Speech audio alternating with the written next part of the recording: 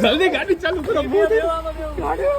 જય દ્વારકાધીશ મિત્રો, આજે આપણે જવાનું હતું અવધ બંગલો ને આ લોકોનો હરખ સમાતો નતો, કારણ કે બધાએ બે ડાયપર પહેરી લીધા હતા. અને પછી અમે પહોંચી ગયા અવધ બંગલો. ગેટમાં એન્ટ્રી કરતા જ બધાના એક ડાયપર ભીના થઈ ગયા હતા. અને પછી અમે અંદર પહોંચી ગયા. અહીંયા દિવાલ ઉપર તો સારી સારી કલાકૃતિ જોવા મળી અને અહીંયા એક ખાલી સ્વિમિંગ પુલ પણ જોવા મળી ગયો, જે જોઈને આ બધાએ નાવાનું નક્કી કર્યું. પણ મેં કીધું હમણાં મોટર ચાલુ કરી ટાઈમ લાગશે, એટલે અમે બીજી જગ્યાએ એક્સપ્લોર કરવા નીકળી ગયા. ત્યાં આ ભાઈને કંઈક થવા લાગ્યું.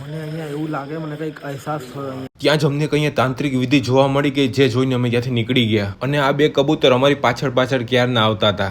હજુ બધાનો એક ડાયપર જ ભીનું થયું હતું, એટલે અગાસી ઉપર પણ અમે પહોંચી ગયા. ને અહીંયા તો બહુ મસ્ત અગાસી હતી, બહુ મોટી અગાસી હતી, જે જોઈને અમે નક્કી કર્યું કે આ વખતે નવરાત્રીનો કાર્યક્રમ અહીંયા જ ગોઠવી નાખીએ. પછી એક ભાઈબંધ સાથે જોરદાર પ્રેન્ક કરી નાખ્યો ને અમે ત્યાંથી નીકળવા માટે રેડી થઈ ગયા.